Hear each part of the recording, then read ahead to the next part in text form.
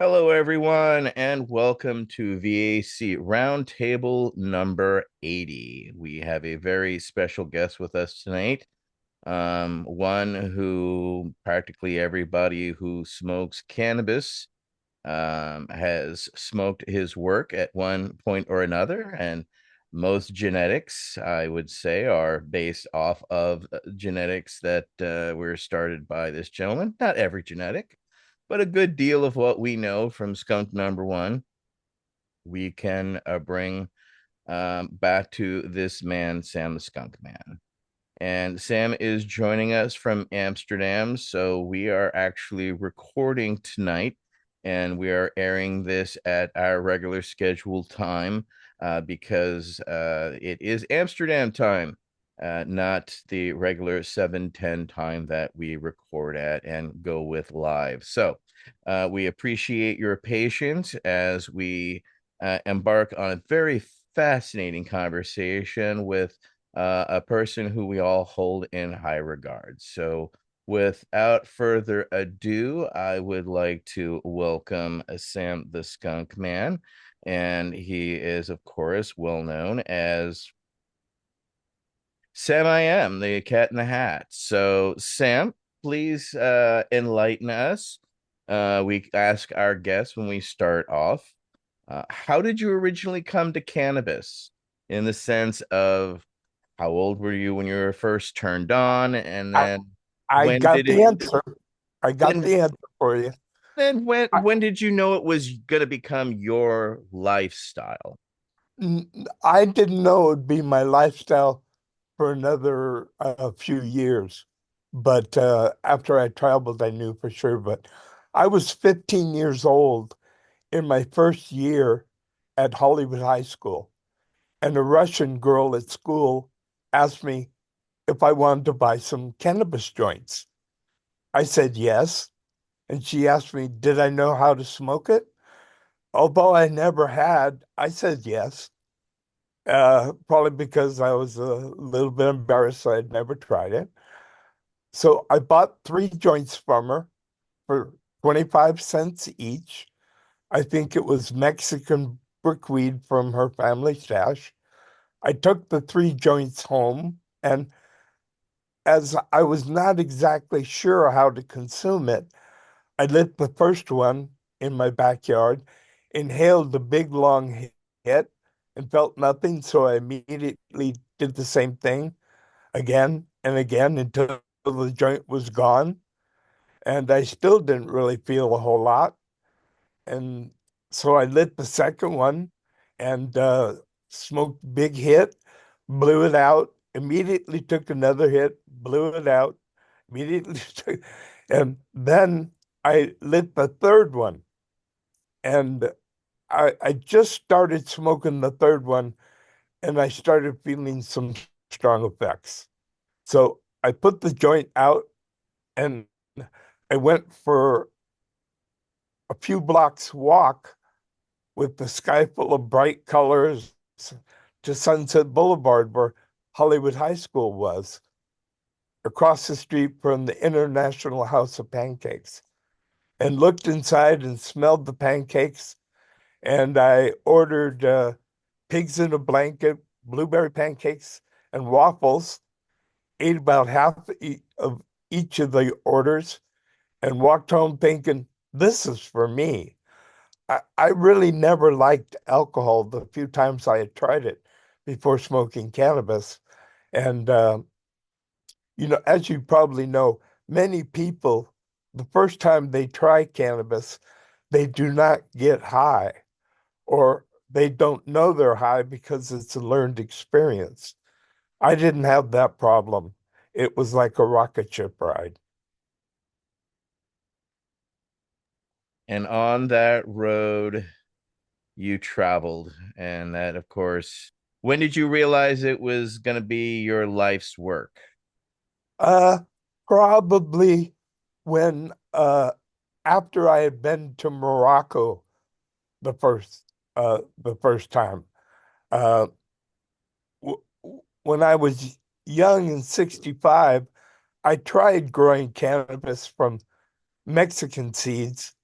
I had found in buds I bought, but the plants were stolen, so I had to wait a few more years to have a good place to grow cannabis. In Laurel Canyon, I moved to after I was done with high school. Uh, I would been throwing my waste seeds out the window, and they actually started themselves when I tossed the seeds out the window, and they didn't really finish either because they were they actually died when I tried to transplant them. In 1971, my future wife and I traveled to the UK and then to Morocco after hearing from one of my neighbors about the great cheap hash in Morocco. We stayed for 6 months. I visited Katama in the Rif Mountains and bought some great hash, which I took to Essaouira, where we had a four-bedroom house rented for about 4 months, and smoked all our hash up with my friends and made chocolate chip cookies to share with my friends.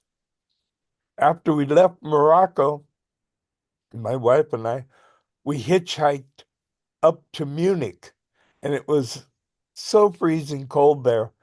We decided to hitch to Goa in India to get out of the cold. So we did, traveling through Germany, Yugoslavia, Greece, Turkey, Iran, Afghanistan, Pakistan, India, and Nepal, and then back home to California, where we moved to Santa Cruz, where the redwoods meet the surf because of the beauty in Santa Cruz. I've tried to collect seeds in every country I could, as I had seen some great cannabis on my trip. And now I had a greenhouse garden in Santa Cruz to plant them in. Wow, that is quite the journey, needless to say. You inadvertently did the silk trail. Well, they called it the hippie hash trail. Right, which followed the silk trail. It's rather fascinating how that all worked out. All right, well, with our next question will be council member Michael Growitz. Thanks, Etienne. It's so great for you to join us, Sam. I really appreciate your time. And this question, I wanted to just change it ever so slightly.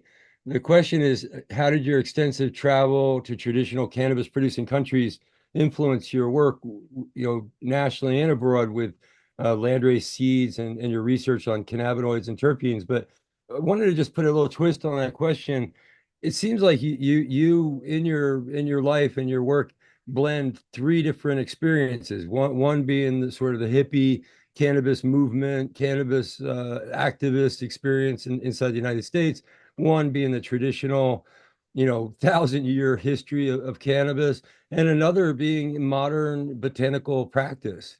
So, which of those was the most important, do you think? Or how do you sort of blend those in your mind? How did they, which took I, precedence?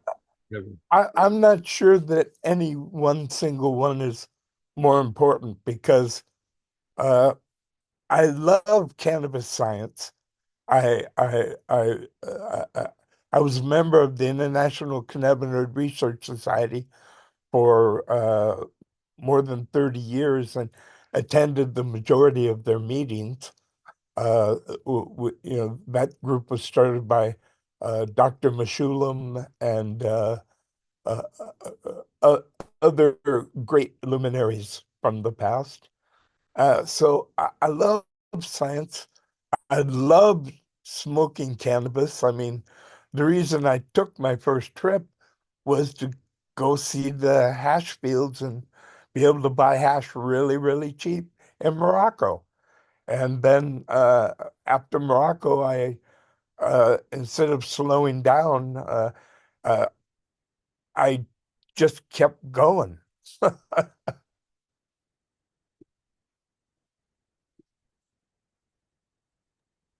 All right. Next up will be Council Member Nate Landau.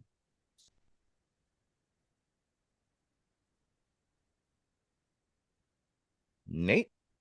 Hey, first of all, I want to say it is such an honor to speak to someone like you. We owe so much to you, and as a grower myself, I know that if I don't have a direct link to some of our genetics, I know that the vast majority of the genetics that I grow is thanks to you. So, thank you so much for your decades of work.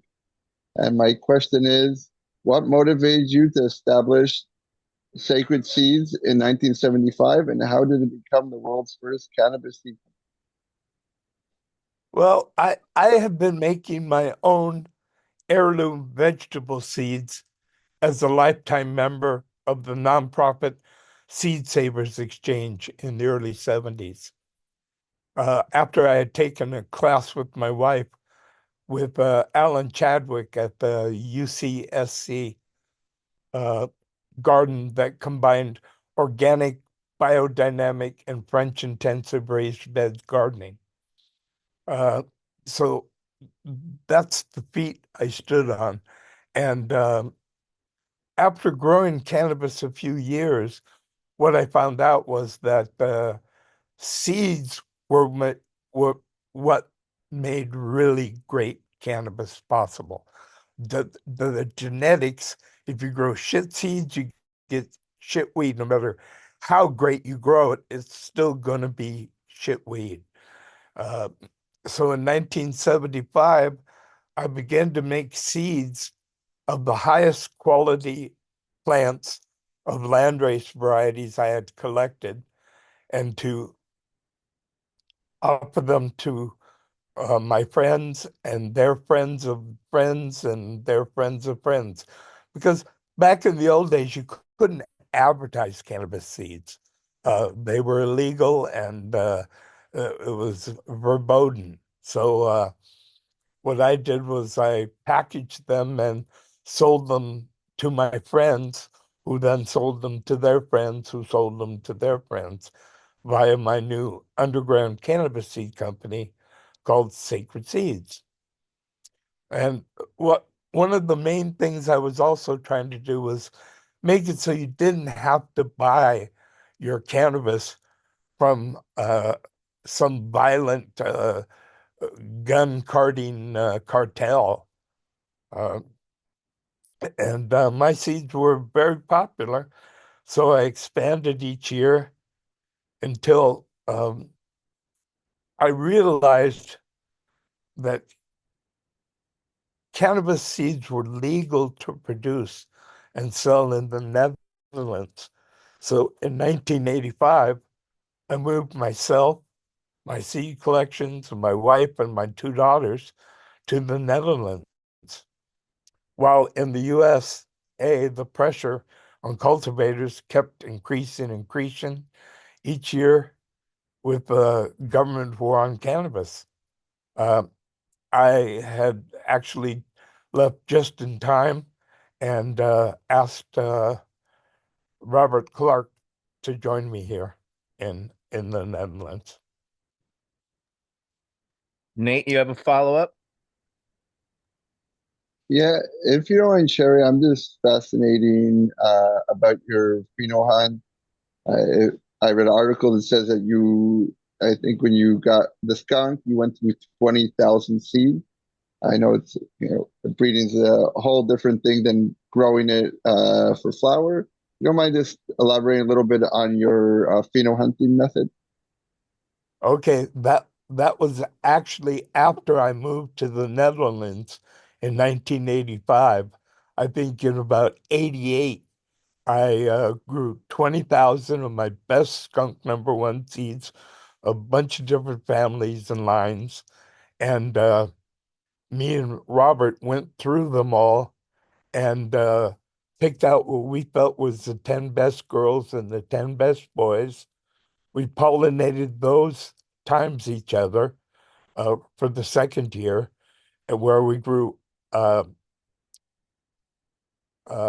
200 of each of the 100 populations of the 10 times the 10. And so I had another 20,000.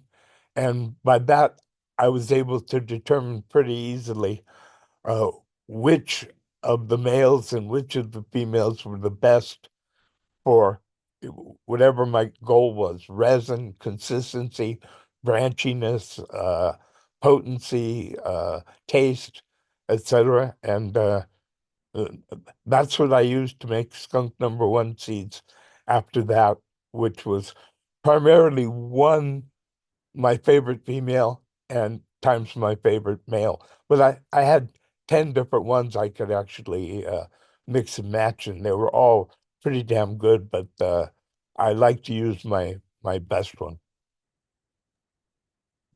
And you also selected towards more of the savory, correct? Well, I selected away from the skunkiness because I found the skunky skunk, which they all were at first. The first year I bred them in the mid 70s, they were all skunky as hell.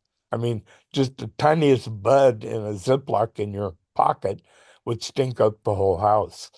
But what I found out was I actually liked the effects and the high, the more up, clear, speedy thinking, mental, cerebral high more than the couch lock narcotic type of the more skunky ones. So yeah, I would just staying in the same gene pool. I I selected for 10 years in California, and then when I moved to the Netherlands after that 20,000 uh, grow up, I found out that almost all my seeds were much sweeter now. And part of the reasons why I found out later was the male I was using, if you transform it to a female using ethylpalm, uh, you can smoke it. And I found out my male I was using was even sweeter than my females. So, yeah. Thank you for that, Sam. That's yeah, I have probably go into more questions, but we will move forward at this time. Next up will be Councilmember Michael Davis. Yeah. Yeah. Hey, Skunkman Sam. Yeah, you're a legend in my book, man. I was just over here laughing, thinking about your different skunks and how you bring a bud in and it stink up the whole house. I grew up in the '80s and I had a relative who, like, I remember your cannabis like growing up in the '80s. So, it's an honor to just, have you here and meet you and everything. Um, so my question is, how did your move to the Netherlands in 1985 contribute to the legal research and development of cannabis? And then, what were some of your early milestones? Well, when I moved to the Netherlands, I did it because I could legally grow seeds in a greenhouse, uh, as long as the marijuana itself was not diverted to the black market. So I did some preliminary studies at the Groningen University Drug Research Facility that showed that a generic herbal natural THC-based Marinol pill could be produced much cheaper from skunk number one than the Unimed synthetic THC Marinol pill by a factor of about 10 to 1. In other words, the raw materials that they were using to make synthetic THC were way more expensive than a kilo of THC produced by using skunk number one to extract the THC. And so with that information, I was able to get a legal license from the Ministry of Health in the Netherlands and cultivate cannabis for medicinal cannabis research and development, as long as the herbal cannabis was destroyed and not diverted to the black market. That was fine with me as the seeds were legal and the medical information that I was gaining could be used to improve recreational cannabis. I mean, it's the same plant. And I could legally sell the seeds in the Netherlands. I did not ship the seeds to the USA because that was illegal. I sold seeds wholesale only for about 5,000 euros a kilo, less than 10 cents a seed. Uh, I paid 3% taxes on my sales and had my customers pay my bank before I delivered their seeds in person or by post anywhere in the Netherlands. Uh, very soon, I was the largest cannabis seed seller in the world and used the funding to support my medical cannabis research, which led to many of my other ideas to create, for example, all female seeds using STS, as well as polyploid, triploid uh, cannabis seeds to supply farmers to grow seeds that were. This is what I was thinking when the project began, that they were sterile and unable to be pollinated. Therefore, they would produce a higher quality plant. But to be honest, after a few years of working with tetraploids and triploids and feminized seeds, I realized that triploids are not 100% sterile, and they still produce a percentage of dark viable seeds if pollinated, as well as a bunch of small white unviable seeds. So I ended the project in the late 1990s as I wanted 100% sterile seed uh, to sell to farmers. And triploids are close, but they're not what I wanted. So I continued to use SDS to sell plants and use them as a breeding method to create single minor cannabinoid varieties such as CBDA, CBGA, CBCA, as well as the varins such as THCBA, CBCBA, CBDBA, etc. That was a very successful breeding program. I was able to develop varieties that expressed about 15% or more of just a single targeted cannabinoid, a minor cannabinoid. And I was able to develop all of those single cannabinoid varieties and license them to GW Pharmaceuticals in the UK and a few other large pharmaceutical companies that I was working with to produce a generic equivalent of Marinol from skunk #1 plants. Thank you for that. Next up will be Council Member Pearson Crosby. Council Member? So uh, I should have raised my hand, but could you explain a little bit about the sterile seeds? You said something Well, by around. yeah, by sterile seeds, I don't mean that the seeds themselves are sterile. I mean Okay. the plants they grow are sterile. In other words, if you grow a triploid plant, uh, it like seedless watermelons, they barely have any seed in them. And we were the first to do that with triploid cannabis, but the level of seedlessness that we were able to achieve because triploids are not truly sterile. They can seeds. And Oh, mm, Is somebody saying something? Sorry, that was me saying there was a light bulb in my head as you're explaining. I'm sorry. Your question, Pearson? Yeah. You know, can you explain the founding and mission of the International Hemp Association? Okie dokie. The IHA was founded by myself with Robert Clark and Dave Pate in the early 1990s to help farmers interested in growing industrial hemp worldwide. We were dedicated to the advancement of cannabis through the dissemination of information via our scientific peer-reviewed journals, the JIHA,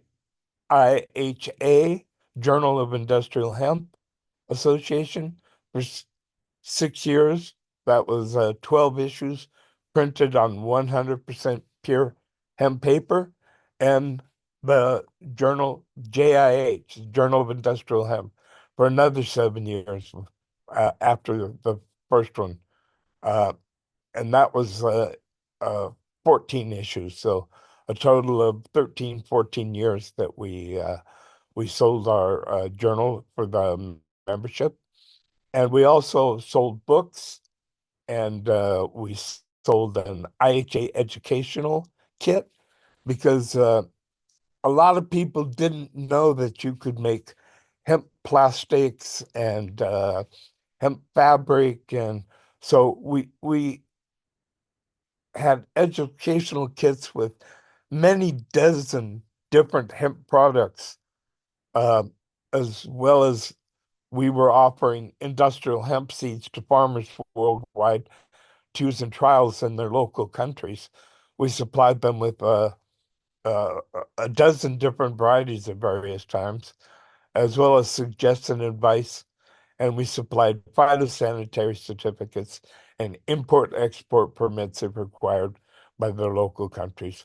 Our goal was really to return industrial hemp to farmers worldwide.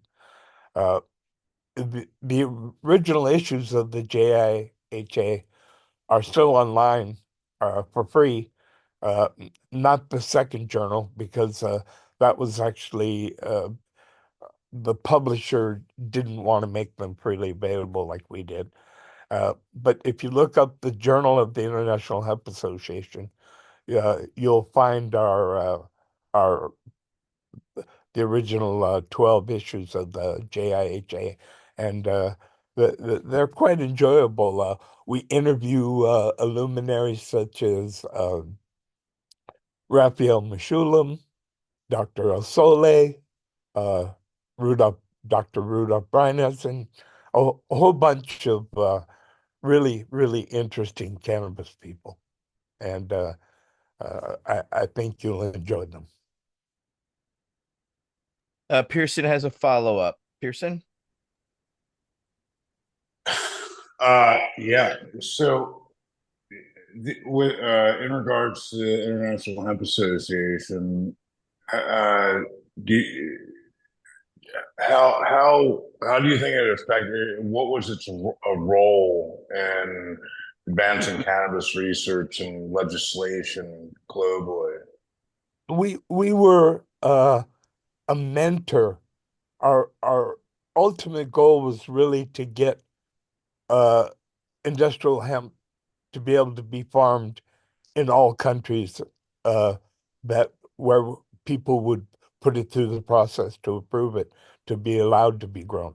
It was still being grown at that time in France, a tiny, tiny bit in Italy, but it was coming to an end. And there was a few countries that were, China was still growing industrial hemp, but most countries had given up the industrial hemp because if you don't know what you're doing when you wet uh, industrial hemp using retting ponds, it can cause a lot of water pollution, which can kill the local fish. And but there's new modern ways to do things without the problems. And as you know, hemp is now grown in dozens and dozens of countries worldwide.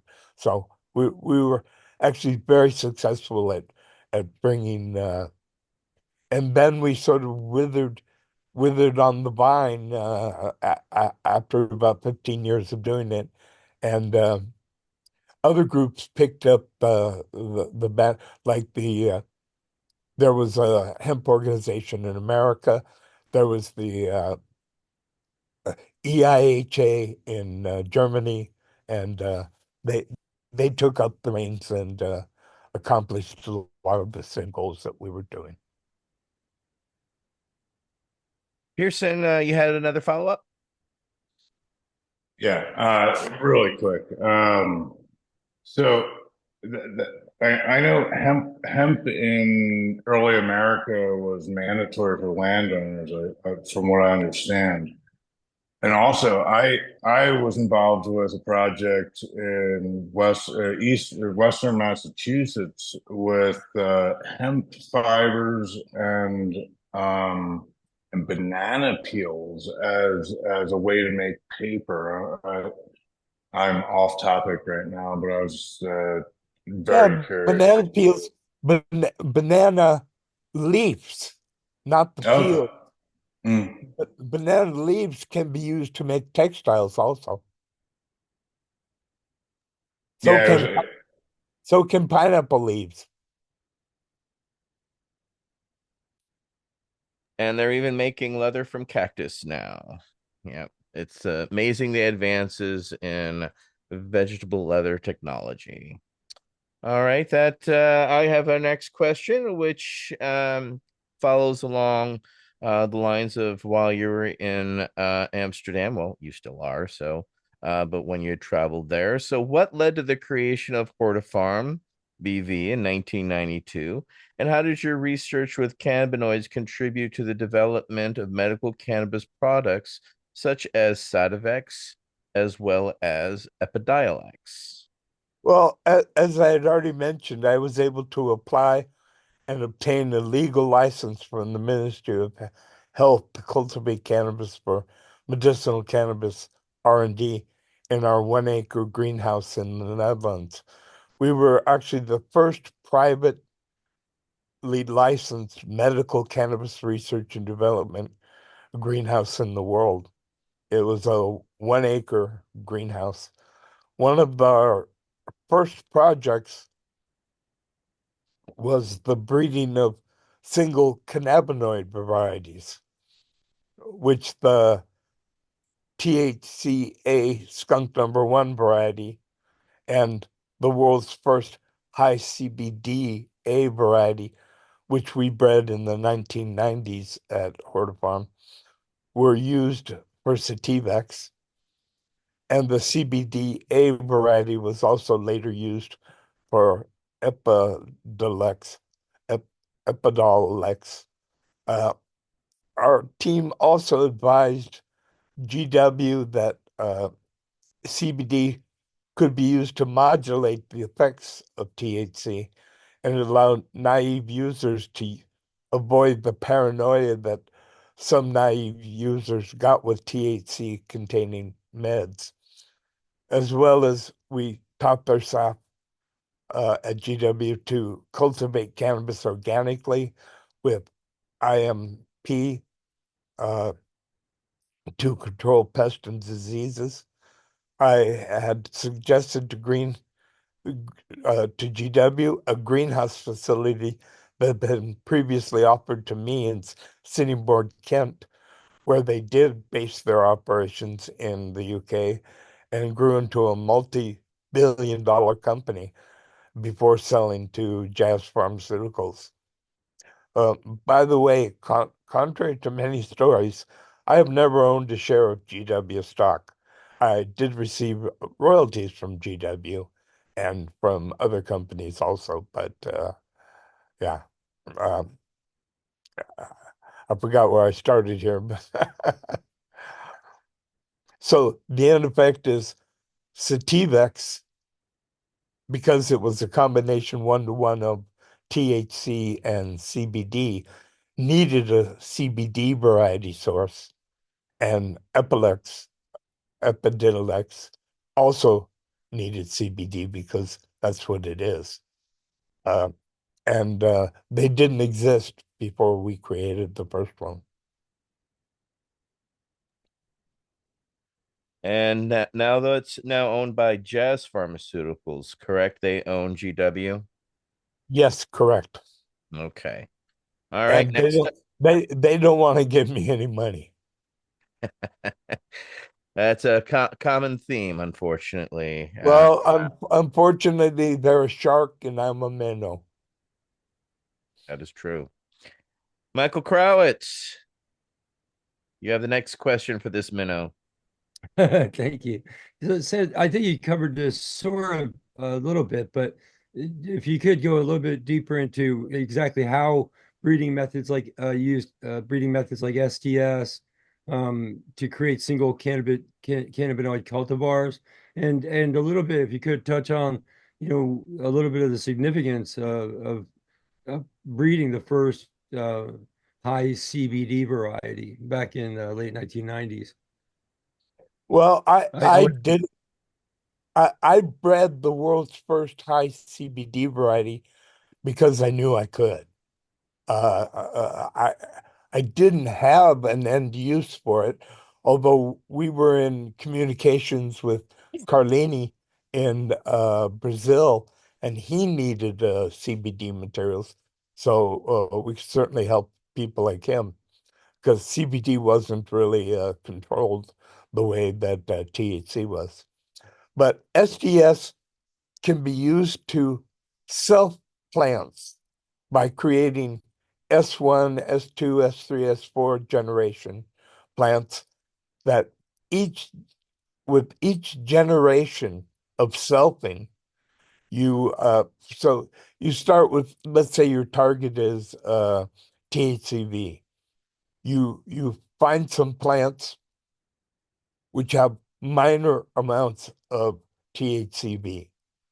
For example, Afghan does, Thai does, South African does, and a variety I had from California called California Orange. They all had 1, 2% at the most of THCV. So we took each of those four varieties and self them 2, 3, 4 generations. And each generation, the seeds that we produced would we would grow them out and find the ones that was the highest. So we would test them in our lab, see which ones had the most THCV. And so the S1 that had the most THCV, we bred and made S2 and did the same thing with S3 and S4. And we were able to increase the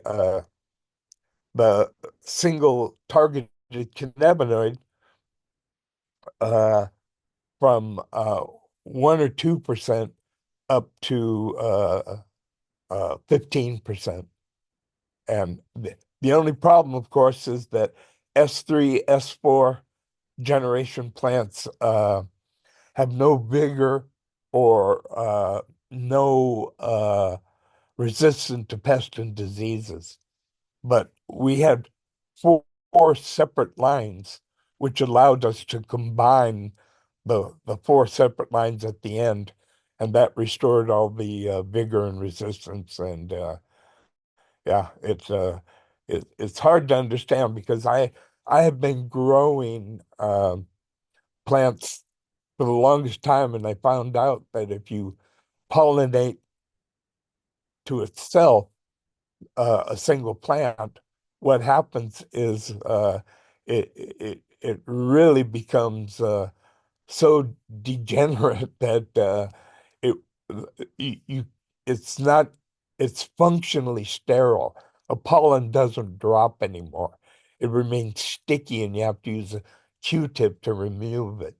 But after I restored the vigor, everything was rock and roll, and one of the reasons we did this was that CBDA and the rest of these minor cannabinoids were very expensive a kilo.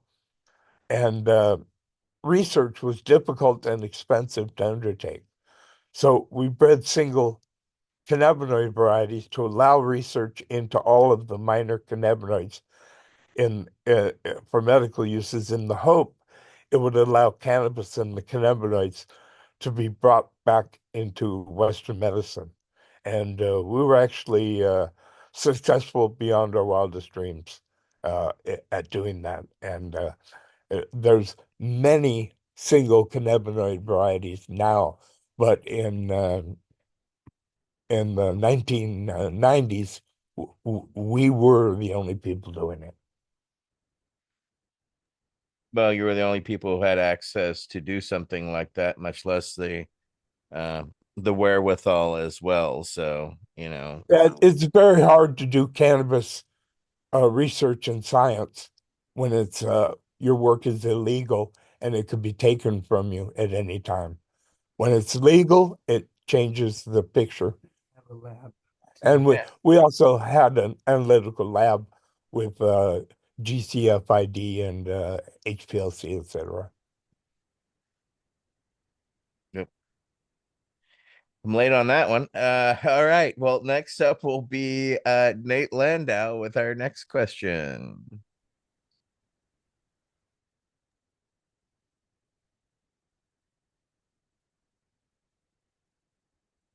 Could you elaborate on your research regarding the synergetic effects of terpenes and cannabinoids and how your double-blind tests contribute to the understanding of their medical properties? Thank you.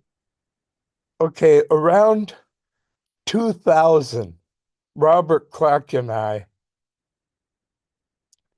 based on many thoughts and conversations that we had discussed for several decades, because we've known each other a very long time. First in Santa Cruz, and then I brought him to the Netherlands to work with me. Decided to test terpenes for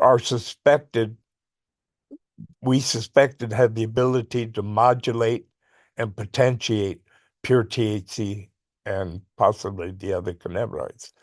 We had noticed that when we vaped 100% pure THC, it was not as strong as vaped clean 70% THCA collections of trichome heads that had been dry sifted that were also high in the right terpenes. So it was pretty obvious that something besides the THC was uh, both potentiating and modulating the THC, and it was the right terpenes. We found that subjectively, when you have the right terpenes with THCA, uh, it was quite stronger. So we arranged for a dozen other volunteers and did double-blind tests that revealed when 25 milligrams of pure THC was vaped, it was nowhere near as strong as with the correct cannabis terpenes vaped. And that was like revolutionary because I mean people knew there was probably a synergistic effect in cannabis, but a lot of people denied that it was the terpenes that could do this because they were such small amounts. I mean, we could spike 25 milligrams of pure THC with just the tiniest little bit from a pipette of terpene, and if it's the right cannabis terpene, it would modulate the effects, and even some have the ability to potentiate the THC to make it higher, stronger. We also had all of the dozen subjects fill in, myself included, a 100-question organic chronoleptic survey before and after each test, as well as only testing one different terpene test a day uh, to avoid the cross effects. I mean, we've all been at a uh, cannabis cup, maybe as a judge, where you smoke one and then you try 15 different kinds in a few hours, and you're supposed to determine what are the best and strongest and the best effects. And let me tell you, after smoking 5 or 10 or 15 different varieties of really, really, really strong uh, cannabis extracts or dry sift or whatever, um, to be able to tell what effect is coming from which inhalation is all but impossible. So that's why we only tested one different terpene a day with the THC. The results of the testing, of the double-blind testing, confirmed that some terpenes certainly have the ability to modulate, or a few even potentiate THC and other cannabinoids. This information spread to the cannabis community very quickly because me, Rob, and everybody else was telling all of our friends. Nate has a follow-up. Sure. So I believe there's over 100 different cannabinoids and so many different terpenes, and then there's so many different uptake methods like vaping, smoking, and then it's very personalized from place to place. Do you see a future where we can? You said at the beginning, I think before we press recall that the herbal form of it is medicine, but to really get it exact and repeatable, like FDA approved medicine, uh, do you believe that it will be able to be in a flower form, or will it have to be in concentrate to be a repeatable medicine, kind of like the G double pharmaceutical medication you were talking about earlier? Uh, that's difficult to say because number one, I don't smoke herbal cannabis. I only smoke dry sift or rosin or things of that nature. But that said, uh, I would say that if you grade your cannabis fairly well, then I think herbal cannabis can certainly be used as a medicine. I mean, one of the things I asked GW before we started working with them is, do you want, because they wanted a one-to-one THC CBD. I said, should I make that as a single variety? And they said, no, make it as two separate varieties, then we can blend it to achieve our goals.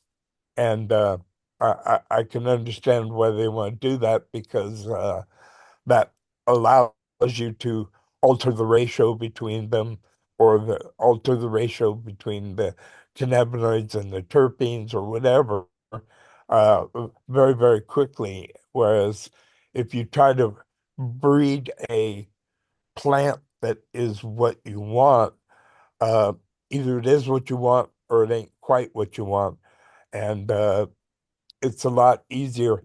For example, my idea was when we had all these single cannabinoid, minor cannabinoid varieties, was that uh, we'd be able to pass it out to dispensaries who could give it to their patients and let them decide what ratio of which cannabinoid, uh, not even bringing in the terpenes momentarily, uh, help them the best for a particular medical indication that they needed, and that then at the time we were thinking we could create a variety that had that ratio, but uh, we never got to that point.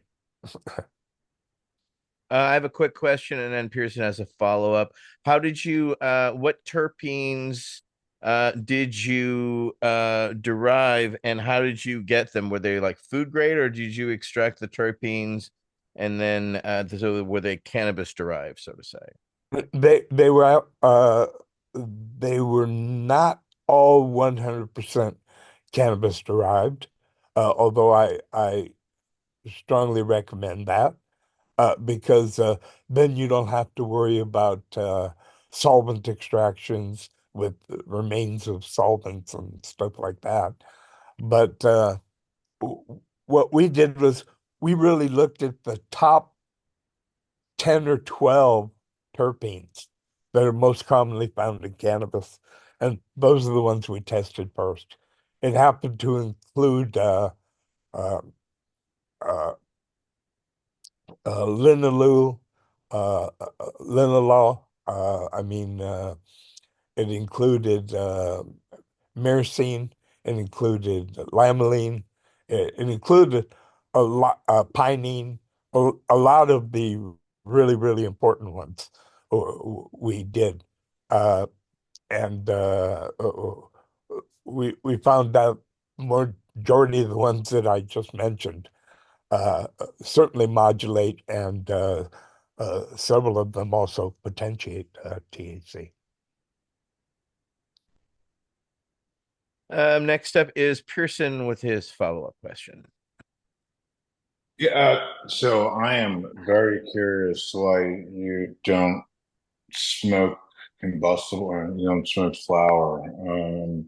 What's your like personal preference? Like live rosin press, Well, something like that? what I found out was that when I lived in California and I was smoking fairly large volumes of herbal cannabis, that two things.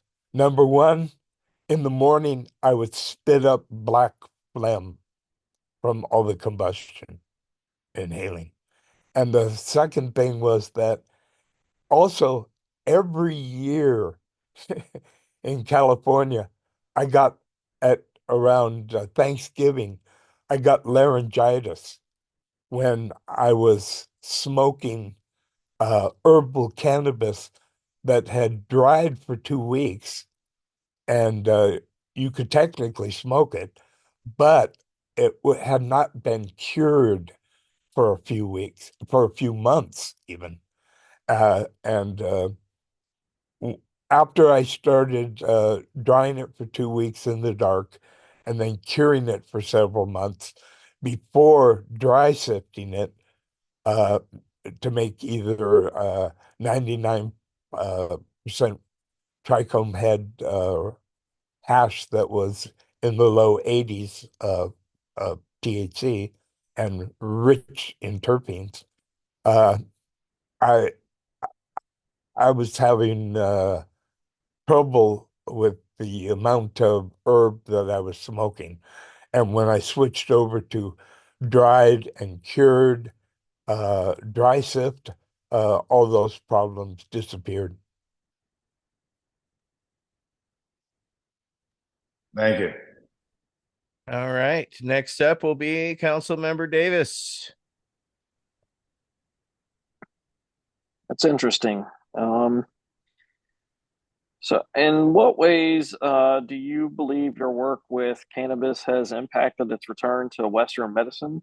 And what challenges do you see ahead in achieving broader acceptance of cannabis for personal use and medical treatment?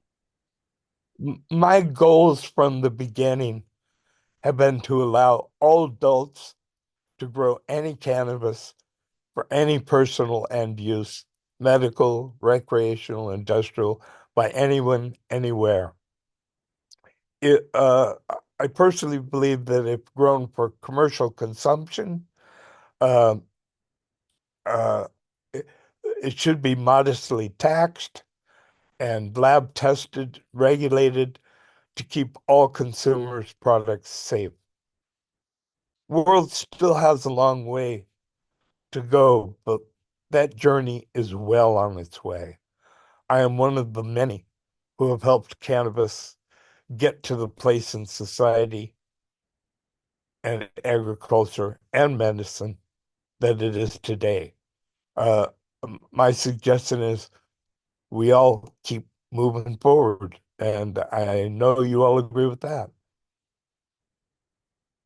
Oh, Amen, absolutely. amen, amen to that. Yeah, for sure, man. Next Yeah. up is we do have a follow-up of kind of a question because you helped us this past year. The Veterans Action Council works at the national, local, state, federal, and international level. And yeah, you were very helpful. So Michael Krawitz has a question for you. Thanks, Etienne. Yeah, this has been a crazy year. When I was thinking back, I was thinking in my mind it was 3 different years, but it's actually all just been one year. Um, we actually wrapped up like 10 years of work from 2009 all the way to 2020, working on establishing the science base at the WHO, reviewing cannabis, correcting the historical record and all that. And then very quickly switched gears and started working on intellectual property issues and industry, end use issues in Geneva, the World Intellectual Property Organization.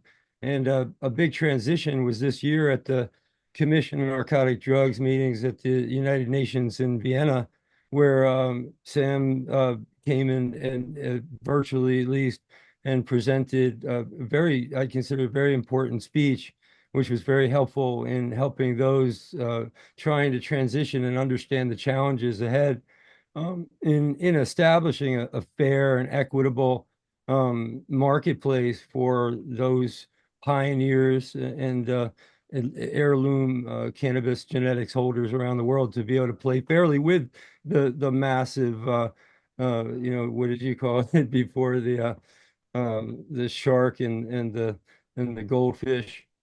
So yeah, I really appreciate and I wanted to extend our great thanks. We then later in May watched the birth of a new treaty. They said it was a teenager that was born, but because they had debated it, I think, for 25 years. The GRATIC, the Genetic Resources and Associated Traditional Knowledge Treaty. But with these treaties in place, hopefully, we've got the groundwork for a better tomorrow as you've described and envisioned. But we seem to be stumbling over ourselves. The end of the colonial sort of drug war era has left an opening for just the kind of players we don't want to participate, doing just the kind of things we don't want them to do. The transition seems to be very, very difficult. In my mind, hard to imagine. So I just wanted you to have an opportunity to speak to that if you wanted to, and just It, revel in the fact that we love you and really deeply appreciate you. what you say is a serious problem. In other words, if a large pharmaceutical company goes to a third world country, gets seeds and medical knowledge about how to use the plant materials, uh, and they don't want to share it with the farmers, that seems obscene. But at the same time, it's kind of odd because I haven't seen the latest one, but I'm familiar with the other uh, biodiversity UN agreements, and they were going to divide the money equally, the share their share of the profits from the big company that's making the profits. They were going to share them with the government. They were going to share them with the farmers. They were going to share them with uh, I mean, let's be honest. The governments are the ones who were persecuting cannabis for years and years. So it seems like we're rewarding their negative behavior. But I do agree that farmers absolutely do deserve a share. And uh, uh, uh, when when when I was collecting seeds in the 70s, there was no law like this, and all all you had to do was buy herbal cannabis, and the seeds were often uh, enclosed in the herbal cannabis, unless you were buying from a country that was producing Simsamia. But in the 70s, Simsamia was being produced in Bengal and in Ta Thailand, West Bengal, and in Thailand, and a few other places like Colombia and Mexico a tiny bit. But almost all cannabis was seeded, and all you had to do was get the cannabis, and you got the seeds. Uh, n- but that's quite different from people going to third world countries to collect seeds and to sell them at a profit and not share that profit with the people they obtained the seeds from. Pearson has a follow-up question. More of a comment, but you mentioned the government. I just want to just throw out there the belief system that it lies in, and you know the power is held by the people, and as long as we're able to continue educating said people, I think the government will fall in line just as it has been. That's all. That's all. I'm glad you have faith, but I'm not sure I have faith that governments will do the right thing anytime in the near future. Well, I think the governments are doing more now. When I grew up, I'm sorry, tangent, but my house got raided when I had grown 14 plants outside of Philadelphia, Pennsylvania, and it was not a good thing for me before I went to the Marine Corps. But now that same narcotics detective that picked me up that day, that had that warrant signed out for me, smoked weed with me before he died from Parkinson. And Uh, yeah, I do agree. I know a lot of people have told me, how can you approve of police from law enforcement or uh, guards from prisons being involved in the cannabis industry and making a profit? And I tell them, well, would you rather have them out there busting us? Uh, I, I mean, I don't care who makes the profits. I, I just want people to be able to use their medicine if it helps them and smoke it recreationally if they enjoy it. And I don't care who makes the money. Uh, I mean, I'd prefer it all went in my pocket, but that ain't gonna happen. But you've got all the patents, right? So you're good there. Well, I've never told this to anybody, but I'll tell you the truth. Every single skunk seed I ever sold, I altered the DNA so it says Sam the Skunk Man in the DNA. And no, I'm joking. Yeah, and we love you for it. Well, thank you so much for joining us. This has been an honor for a lot of us. Because of what you have been doing. A lot of us wouldn't be here for the cannabis that we use, much less from the work that you have done over the decades. So thank you for, We all stand on the shoulders of giants in our past. yep, That and we it's stand the on your nature, shoulders. it's the nature of life. And I'm one of many who have fought to bring this plant into the mainstream. And we are having more successes in the last 10 years than in the previous 50 years. So, Well, thank you for making that possible, and we're all proud to be little sands in that dune to help move this whole thing along. But we couldn't have done it without your cannabis. So, with that, we want to thank everybody for joining us tonight. Michael Krawitz, Pearson Crosby, Nate Landau, Mike Davis, myself, Etienne Fontan, and of course the one, the only Sam the Skunk Man joining us from Amsterdam. And thank you so much for joining us. This has been the Veterans Action Council Roundtable number 80. Sam the Skunk Man. Thank you, everybody. Have a great rest of your night.